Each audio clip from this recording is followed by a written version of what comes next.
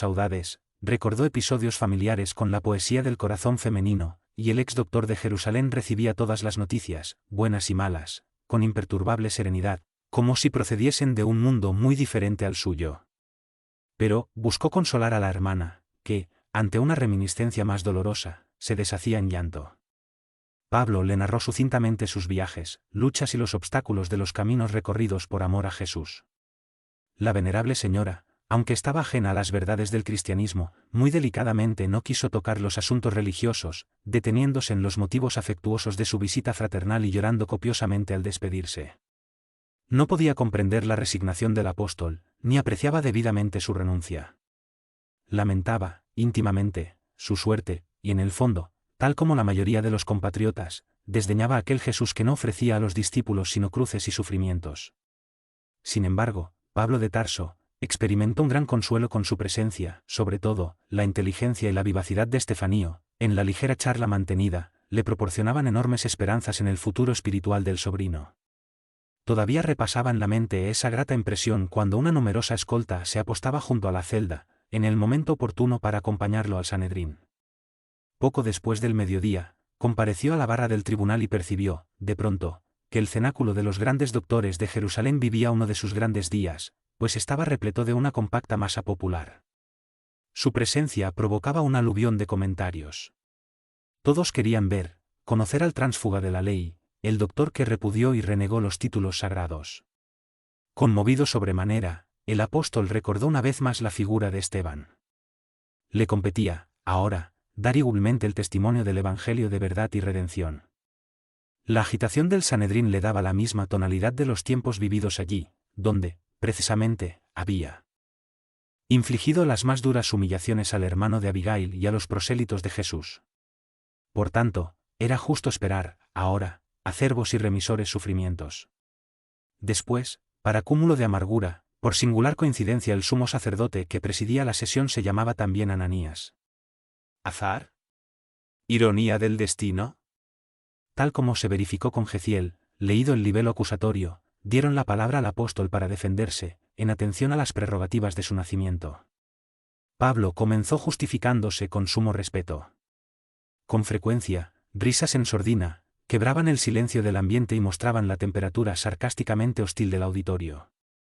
Cuando su altilocuente oratoria comenzó a impresionar por la fidelidad del testimonio cristiano, el sumo sacerdote le impuso silencio y vociferó enfático: un hijo de Israel, aunque sea portador de títulos romanos, cuando irrespete las tradiciones de esta casa, con afirmaciones injuriosas a la memoria de los profetas, se torna pasible de severas reprimendas. El acusado parece ignorar el deber de explicarse convenientemente, para no desvariar con conceptos sibilinos, propios de su indisciplina y criminal obsesión por el carpintero revolucionario de Nazaret. Mi autoridad no permite abusos en los lugares santos. Así, pues, determino, que Pablo de Tarso sea herido en la boca, por las afrentas de sus términos insultantes. El apóstol le dirigió una mirada de suprema serenidad y replicó: sacerdote, vigilad vuestro corazón para que no incidáis en reprensiones injustas. Los hombres, como vos, son como las paredes blanqueadas de los sepulcros, mas, no debéis ignorar que también seréis herido por la justicia de Dios. Conozco de sobra las leyes de las que os tornasteis ejecutor. Si permanecéis aquí para juzgar, ¿cómo y por qué mandáis a herir? Pero, antes de que pudiese proseguir, un pequeño grupo de delegados de Ananías avanzó con azotes minúsculos, hiriéndolo en los labios. ¿Osas injuriar al sumo sacerdote?, exclamaban rojos de cólera. Pagarás por los insultos. Los golpes marcaban el rostro rugoso y venerable del ex rabino, bajo los aplausos generales. Voces irónicas se elevaban incesantes del seno de la turba vil. Unos pedían más rigor, otros, estentóreos, clamaban por el apedreamiento. La serenidad del apóstol daba pleno testimonio de su fe y más exasperaba los ánimos impulsivos y criminales de la turba. Se destacaron ciertos grupos de israelitas más soeces que, cooperando con los verdugos, le escupieron en el rostro. Se generalizó el tumulto. Pablo intentó hablar, explicarse más detalladamente, pero la confusión era tal que nada se oía y nadie se entendía. El sumo sacerdote permitía el desorden deliberadamente. Los principales elementos del Sanedrín deseaban exterminar al ex doctor a cualquier precio. El tribunal solo se había prestado a la farsa de aquel juicio, porque había percibido el interés personal de Claudio Lisias por el prisionero. Si no fuera por eso, Pablo de Tarso habría sido asesinado en Jerusalén, para satisfacer los odiosos sentimientos de los enemigos gratuitos de su santificada tarea apostólica. Solicitado por el tribuno, presente en la memorable reunión, Ananías consiguió restablecer la calma en el ambiente. Después de los desesperados llamamientos, la asamblea enmudeció, expectante. Pablo tenía el rostro sangrante, la túnica destrozada, pero, con sorpresa y pasmo generales, revelaban la mirada, al contrario de otros tiempos, en circunstancias de esa naturaleza, gran tranquilidad fraternal, dando a entender que comprendía y perdonaba los agravios de la ignorancia. Suponiéndose en posición ventajosa, el sumo sacerdote afirmó en tono arrogante: «Debías morir como tu maestro, en una cruz despreciable. Desertor de las tradiciones sagradas de la patria y blasfemo criminal, no te bastan, como justo castigo, los sufrimientos que comienzas a experimentar entre los legítimos hijos de Israel». No obstante, el apóstol, lejos de acobardarse, replicó tranquilamente: «Vuestro juicio es apresurado. No merezco la cruz del Redentor, porque su aureola es demasiado gloriosa para mí, mientras que todos los martirios del mundo serían justos, aplicados al pecador que soy. Teméis los sufrimientos porque no conocéis la vida eterna, consideráis las pruebas como quien nada ve más allá de estos efímeros días de la existencia humana. La política mezquina os distanció el espíritu de las visiones sagradas de los profetas. Sabed que los cristianos conocen otra vida espiritual, sus esperanzas no reposan en triunfos mendaces que van a pudrirse con el cuerpo en el sepulcro. La vida no es esto que vemos en la banalidad de todos los días terrestres, es sobre todo la afirmación de la gloriosa inmortalidad con Jesucristo». La palabra del orador parecía magnetizar, ahora, a la asamblea en peso. El propio Ananías, no obstante su cólera sorda, se sentía incapaz de cualquier reacción, como si algo misterioso lo compeliese a oír hasta el fin. Imperturbable en su serenidad, Pablo de Tarso prosiguió: «Continuad hiriéndome. Escúpime en el rostro. Azotadme. Ese martirio me exalta hacia una esperanza superior, porque ya crié en mi mundo íntimo un santuario intangible a vuestras manos y donde Jesús ha de reinar para siempre. ¿Qué deseáis?», continuó con voz firme, «con vuestras asonadas y persecuciones? A fin de cuentas, ¿dónde está el motivo para tantas luchas estériles y destructoras? Los cristianos trabajan, como lo hizo Moisés, para fructificar la creencia en Dios y en nuestra gloriosa resurrección. Es inútil dividir, fomentar la discordia, intentar empañar la verdad con las ilusiones del mundo. El Evangelio de Cristo es el sol que ilumina las tradiciones y la historia de la antigua ley. En ese ínterin, no obstante la estupefacción de muchos, se estableció un nuevo tumulto. Los saduceos se lanzaban contra los fariseos, con gestos y apóstrofes delirantes. En vano, el sumo sacerdote procuraba calmar los ánimos. Un grupo de los más exaltados intentaba aproximarse al ex rabino, dispuesto a estrangularlo. Fue ahí cuando Claudio Lisias, apelando a los soldados, se hizo oír en la asamblea, amenazando a los contendientes. Sorprendidos con el hecho insólito, por cuanto los romanos jamás procuraban intervenir en asuntos religiosos de la raza, los turbulentos israelitas se sometieron inmediatamente. El tribuno se dirigió, entonces, a Ananías y reclamó el cierre de los trabajos, declarando que el prisionero regresaría a la cárcel de la Torre Antonia, hasta que los judíos resolviesen ventilar el caso con más criterio y serenidad.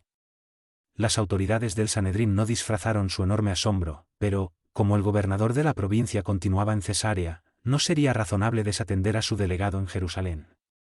Antes de que se verificasen nuevos tumultos, Ananías declaró que el juicio de Pablo de Tarso, de acuerdo con la orden recibida, proseguiría en la próxima sesión del tribunal, a realizarse 3 días después. Los guardias retiraron al prisionero, con gran cautela, mientras los israelitas más eminentes buscaban contener las protestas aisladas de los que acusaban a Claudio Lisias de parcial y simpatizante del nuevo credo. Reconducido a la celda silenciosa, Pablo pudo respirar y rehacer el ánimo para enfrentar la situación. Experimentando justa simpatía por aquel hombre valeroso y sincero, el tribuno tomó nuevas providencias a su favor. El ex doctor de la ley estaba más satisfecho y aliviado. Se destacó un guardia para atenderlo en cualquier necesidad, recibió agua en abundancia, remedios, alimentos y la visita de los amigos más íntimos. Esas muestras de aprecio lo conmovieron mucho. Espiritualmente, se sentía hasta más confortado, pero le dolía el cuerpo herido y físicamente estaba exhausto. Después de conversar algunos minutos con Lucas y Timoteo, sintió que ciertas preocupaciones dolorosas amargaban su corazón. ¿Sería justo pensar en un viaje a Roma, cuando su estado físico era así tan precario? ¿Resistiría por mucho tiempo las tremendas persecuciones iniciadas en Jerusalén? A pesar de todo, las voces del mundo superior le habían prometido ese viaje a la capital del imperio. No debería dudar de las promesas hechas en nombre de Cristo. Cierta fatiga, aliada a una gran amargura, comenzaba a mermar sus esperanzas siempre activas. Pero, cayendo en una especie de modorra, percibió como otras veces, que una viva claridad inundaba la celda, al mismo tiempo que una suavísima voz le susurraba: regocíjate por los dolores que rescatan e iluminan la conciencia. Aunque los sufrimientos se multipliquen, renueva los júbilos divinos de la esperanza. Guarda tu buen ánimo, porque así como testificaste sobre mí, en Jerusalén, es importante que lo hagas también en Roma. De pronto sintió que nuevas fuerzas robustecían su deteriorado organismo. La claridad de la mañana lo sorprendió casi bien dispuesto. En las primeras horas del día, Estefanía lo buscaba con cierta ansiedad. Recibido con afectuoso interés, el joven informó al tío de los graves proyectos que se tramaban en la sombra. Los judíos habían jurado exterminar al convertido de Damasco, aunque para eso debiesen asesinar al tribuno Claudio Lisias. El ambiente en el Sanedrín estaba lleno de actividades odiosas. Se proyectaba matar al predicador de la gentilidad, a plena luz del día, en la próxima sesión del tribunal. Más de 40 comparsas, de los más fanáticos, habían prometido, solemnemente, la consecución del siniestro designio. Pablo lo oyó todo y con mucha calma llamó al guardia y le dijo: te pido que conduzcas a este joven ante el jefe de los tribunos para que oiga lo que tiene que decir sobre un asunto urgente. Así, Estefanía fue llevado ante Claudio Lisias, presentándole la denuncia. El astuto y noble patricio, con el tacto político que caracterizaba sus decisiones, prometió examinar debidamente la cuestión, sin dejar de conjeturar la adopción de medidas definitivas para burlar la conjura. Agradeciendo la comunicación, recomendó al joven el máximo cuidado en sus comentarios sobre la situación, a fin de no exacerbar los ánimos de los partidarios. En la soledad de su gabinete, el tribuno romano pensó seriamente en aquellas perspectivas sombrías. El Sanedrín, en su capacidad de intrigar, podría promover manifestaciones del pueblo siempre maleable y agresivo. Rabinos apasionados podían movilizar sicarios y quizás asesinarlo en condiciones espectaculares. Pero, la denuncia partía de un joven, casi un niño. Además, se trataba de un sobrino del prisionero. ¿Habría dicho la verdad o sería un simple instrumento de una posible mistificación afectiva, nacida de justas preocupaciones de la familia? Aún no había conseguido destrincar las dudas para afirmar su conducta, cuando alguien pedía el favor de una entrevista. Deseoso de dar una tregua a cogitaciones así tan graves, accedió de inmediato. Abrió la lujosa puerta y un anciano de semblante calmado apareció sonriente. Claudio Lisias se alegró. Lo conocía de cerca. Le debía favores. El visitante inesperado era a la claridad de la mañana, lo sorprendió casi bien dispuesto. En las primeras horas del día, Estefanía lo buscaba con cierta ansiedad. Recibido con afectuoso interés, el joven informó al tío de los graves proyectos que se tramaban en la sombra. Los judíos habían jurado exterminar al convertido de Damasco, aunque para eso debiesen asesinar al tribuno Claudio Lisias. El ambiente en el Sanedrín estaba lleno de actividades odiosas. Se proyectaba matar al predicador de la gentilidad, a plena luz del día, en la próxima sesión del tribunal. Más de 40 comparsas, de los más fanáticos, habían prometido, solemnemente, la consecución del siniestro designio. Pablo lo oyó todo y con mucha calma llamó al guardia y le dijo: te pido que conduzcas a este joven ante el jefe de los tribunos para que oiga lo que tiene que decir sobre un asunto urgente. Así, Estefanía fue llevado ante Claudio Lisias, presentándole la denuncia. El astuto y noble patricio, con el tacto político que caracterizaba sus decisiones, prometió examinar debidamente la cuestión, sin dejar de conjeturar la adopción de medidas definitivas para burlar la conjura. Agradeciendo la comunicación, recomendó al joven el máximo cuidado en sus comentarios sobre la situación, a fin de no exacerbar los ánimos de los partidarios. En la soledad de su gabinete, el tribuno romano pensó seriamente en aquellas perspectivas sombrías. El Sanedrín, en su capacidad de intrigar, podría promover manifestaciones del pueblo siempre maleable y agresivo. Rabinos apasionados podían movilizar sicarios y quizás asesinarlo en condiciones espectaculares. Pero, la denuncia partía de un joven, casi un niño. Además, se trataba de un sobrino del prisionero. ¿Habría dicho la verdad o sería un simple instrumento de una posible mistificación afectiva, nacida de justas preocupaciones de la familia? Aún no había conseguido destrincar las dudas para afirmar su conducta, cuando alguien pedía el favor de una entrevista.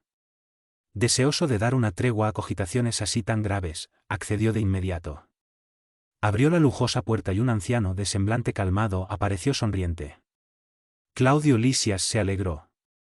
Lo conocía de cerca. Le debía favores. El visitante inesperado era tan pronto como Santiago se despidió. El romano llamó a 2 auxiliares de confianza y dio las primeras órdenes para la formación de la escolta, fuerte, de 130 soldados, 200 arqueros y 70 caballeros, bajo cuya protección Pablo de Tarso habría de comparecer ante el gobernador Félix, en el gran puerto palestinense. Los delegados, atendiendo a las instrucciones recibidas, reservaron para el prisionero una de las mejores monturas. A medianoche, Pablo de Tarso, con gran sorpresa, fue llamado. Claudio Lisias le explicó, en pocas palabras, el objetivo de su decisión y la extensa caravana partió en silencio, rumbo a Cesarea. Dado el carácter secreto de las medidas tomadas, el viaje transcurrió sin incidentes dignos de mención. Apenas muchas horas después partían de la Torre Antonia los respectivos informes. Convenciéndose los judíos, con gran contrariedad, de la inutilidad de cualquier represalia. En Cesarea el gobernador recibió la expedición con enorme asombro. Conocía el renombre de Pablo y no era extraño a las luchas que sustentaba con los hermanos de raza, pero aquella caravana de 400 hombres armados para proteger a un preso, era para causar admiración. Después del primer interrogatorio, el máximo delegado del imperio, en la provincia, sentenció, atento al origen judaico del acusado, nada puedo juzgar sino ir al órgano competente de Jerusalén. Y mandó a que el Sanedrín se hiciese representar en la sede del gobierno, con la mayor urgencia. Los israelitas estaban sumamente satisfechos con la orden. Consecuentemente, 5 días después de la remoción del apóstol, el mismo Ananías quiso dirigir el conjunto de autoridades del Sanedrín y del templo que acudieron a Cesarea con los proyectos más extraños con relación a la situación del adversario. Los viejos rabinos, conociendo el poder de la lógica y de la hermosura de la palabra del ex doctor de Tarso, se hicieron acompañar de Tértulo, una de las más notables mentalidades que cooperaban en la respetable cofradía. Improvisado el tribunal para decidir el hecho, el orador del Sanedrín tuvo la prioridad de la palabra, usándola en tremendas acusaciones contra el indiciado reo, diseñando en colores negros todas las actividades del cristianismo, y terminando por pedir al gobernador la entrega del acusado a sus hermanos de raza, a fin de ser debidamente juzgado por ellos. Concedida al ex rabino la ocasión de explicarse, Pablo comenzó a hablar con gran serenidad. Félix observó enseguida sus elevadas dotes intelectuales, los primores dialécticos y oyó su argumentación con profundo interés. Los ancianos de Jerusalén no sabían ocultar su propia ira. Si fuese posible, habrían atado al apóstol al poste allí mismo, tal era la irritación que los dominaba, contrastando con la tranquilidad transparente de la oratoria y de la persona del orador adverso. El gobernador tuvo gran dificultad para pronunciar el veredicto. De un lado, veía a los ancianos de Israel en actitud casi colérica, reclamando derechos de raza; del otro, contemplaba al apóstol del Evangelio, calmado, imperturbable, señor espiritual del asunto, esclareciendo todos los puntos oscuros del singular proceso, con su palabra elegante y reflexiva. Reconociendo el extremo valor de aquel hombre delgado y envejecido, cuyos cabellos parecían encanecidos por dolorosas y sagradas experiencias, el gobernador Félix modificó, apresuradamente, sus primeras impresiones y cerró los trabajos en estos términos: señores, reconozco que el proceso es más grave de lo que juzgué a primera vista. En este caso, resuelvo aplazar la sentencia definitiva, hasta que el tribuno Claudio Lisias sea convenientemente oído. Los ancianos se mordieron los labios. En balde el sumo sacerdote solicitó la continuación de los trabajos. El mandatario de Roma no modificó su punto de vista y la gran asamblea se disolvió, con inmenso pesar de los israelitas obligados a regresar, extremadamente contrariados. Mientras tanto, Félix pasó a considerar al prisionero con mayor deferencia. Al día siguiente, fue a visitarlo, concediéndole permiso para recibir a los amigos en la sala del juzgado. Asumiendo que Pablo gozaba de gran prestigio entre todos los seguidores de la doctrina del profeta nazareno, imaginó, enseguida, sacar algún provecho de la situación. cada vez que lo visitaba, le sorprendía mayor agudeza mental, interesándose por su palabra viva y palpitante de observaciones sabias, en el concepto y en la experiencia de la vida. Cierto día, el gobernador abordó cuidadosamente el prisma de los intereses personales, insinuándole la ventaja de su liberación, de manera que pudiese atender a las aspiraciones de la comunidad cristiana, a la que prestaba tanta relevancia. Pero Pablo observó, con resolución, no soy de vuestra opinión. Siempre consideré que la primera virtud del cristiano es estar dispuesto para obedecer la voluntad de Dios, en cualquier parte. En verdad, no estoy detenido en rebeldía de su asistencia y protección, y de esta forma creo que Jesús juzga mejor conservarme prisionero, en los días que corren. Así, lo serviré como si estuviese en plena libertad del cuerpo. Sin embargo, continuó Félix, sin valor para tocar directamente el punto, vuestra independencia no sería algo muy difícil. ¿Cómo? ¿No tenéis amigos ricos e influyentes en todas las provincias? Interrogó el delegado gubernamental, de manera ambigua. ¿Qué deseáis decir con eso? Preguntó el apóstol a su vez. Creo que si consiguieseis suficiente dinero para atender a los intereses personales de cuantos han de funcionar en el proceso, estaréis completamente libre de la acción de la justicia, dentro de pocos días.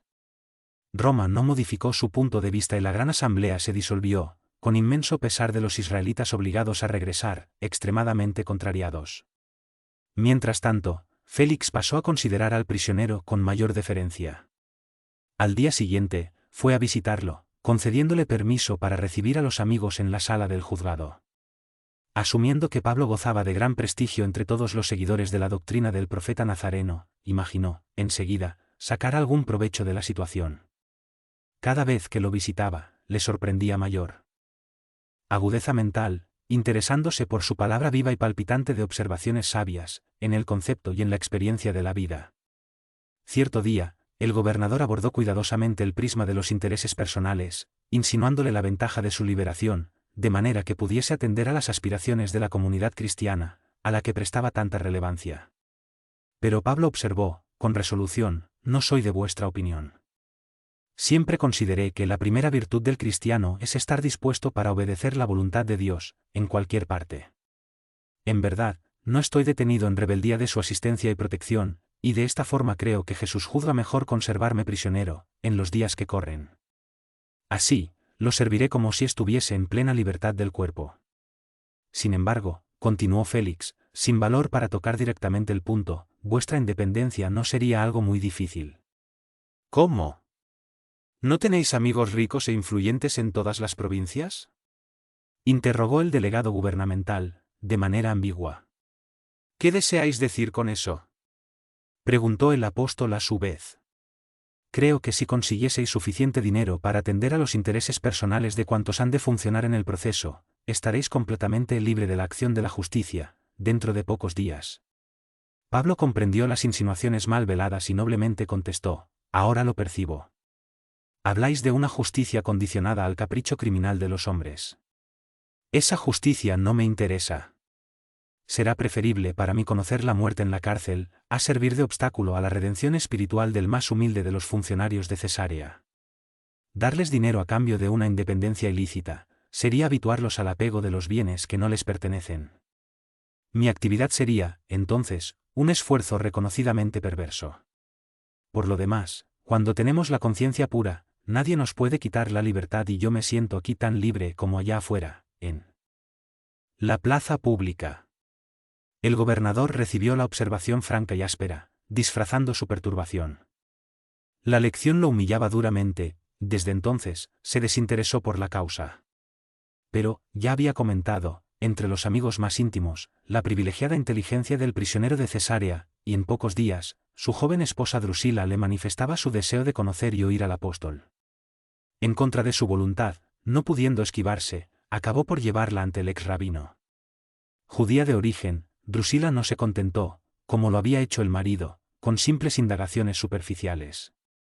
Deseosa de sondear sus ideas más profundas, pidió que le hiciese un comentario general de la nueva doctrina que había esposado y que procuraba difundir.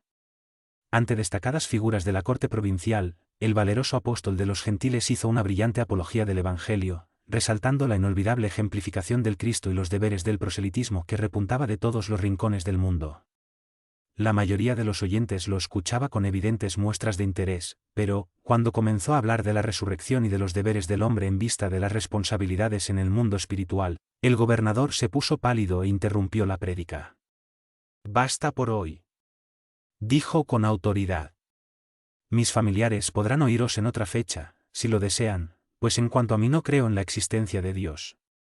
Pablo de Tarso recibió la observación con serenidad y respondió con benevolencia: «Agradezco la delicadeza de vuestra declaración, sin embargo, señor gobernador, oso encareceros la necesidad de ponderar el asunto, porque, cuando un hombre afirma no aceptar la paternidad del Todopoderoso, es que, generalmente, recela del juicio de Dios».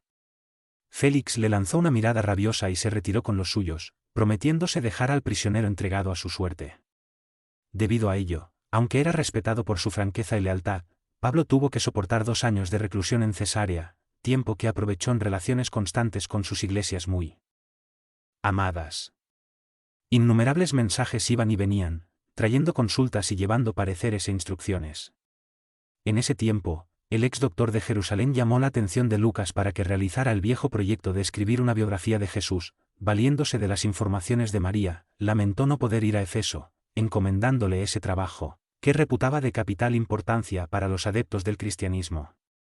El médico amigo satisfizo integralmente su deseo, legando a la posteridad el precioso relato de la vida del Maestro, rico de luces y esperanzas divinas.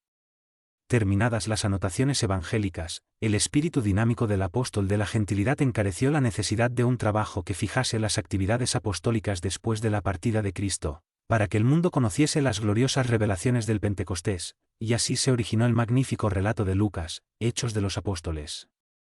No obstante su condición de prisionero, el convertido de Damasco no descuidó el trabajo un solo día, valiéndose de todos los recursos a su alcance, a favor de la buena nueva. El tiempo corría con celeridad. No obstante, los israelitas nunca desistieron del plan inicial de eliminar al valeroso campeón de las verdades del cielo. El gobernador fue abordado varias veces sobre la oportunidad de reenviar al encarcelado a Jerusalén, pero, al recordar a Pablo, la conciencia le vacilaba. Además de lo que había observado por sí mismo, oyó al tribuno Claudio Lisias que le habló del ex rabino con insuperable respeto. Más por miedo a los poderes sobrenaturales atribuidos al apóstol, que por dedicación a sus deberes de administrador, resistió a todas las embestidas de los judíos, manteniéndose firme en el propósito de custodiar al acusado, hasta que surgiese la ocasión para que se realizase un juicio más ponderado. 2 años de prisión contaba la ficha del gran amigo de los gentiles, cuando una orden imperial transfirió a Félix para la administración de otra provincia. Sin olvidar la pena que la franqueza de Pablo le había causado, decidió abandonarlo a su propia suerte. El nuevo gobernador, Porcio Festo, llegó a Cesarea en medio de ruidosas manifestaciones populares. Jerusalén no podía esquivarse a los homenajes políticos, y tan pronto como asumió el poder, el ilustre patricio fue a visitar la gran ciudad de los rabinos. El Sanedrín aprovechó la ocasión para exigir urgentemente la entrega del viejo enemigo de tantos años. Un grupo de doctores de la ley antigua buscó entrevistarse, ceremoniosamente, con el generoso romano, solicitando la restitución del prisionero para juzgarlo en el tribunal religioso. Festo recibió la comisión, caballerosamente, y se mostró inclinado a atender, mas, prudente por índole y por deber del cargo, declaró que prefería solucionar la cuestión en Cesarea, donde se le facultaba conocer el asunto con los detalles imprescindibles. Para ese fin, invitaba a los rabinos a acompañarlo en su regreso. Los israelitas exultaron de contento.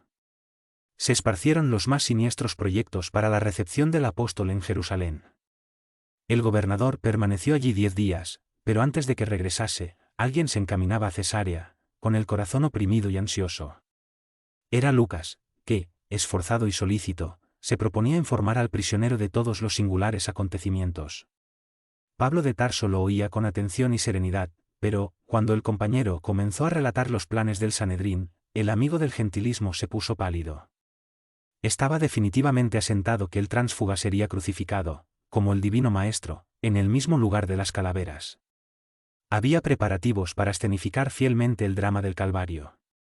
El acusado cargaría la cruz hasta allá, recibiendo los sarcasmos del populacho, y había hasta quien hablase de sacrificar 2 ladrones, para que se repitiesen todos los detalles característicos del martirio del carpintero. Pocas veces el apóstol manifestó una impresión tan grande de asombro. Por fin, con aspereza y energía, exclamó: he sufrido azotes, apedreamientos e insultos por todas partes, pero de todas las persecuciones y pruebas, esta es la más absurda.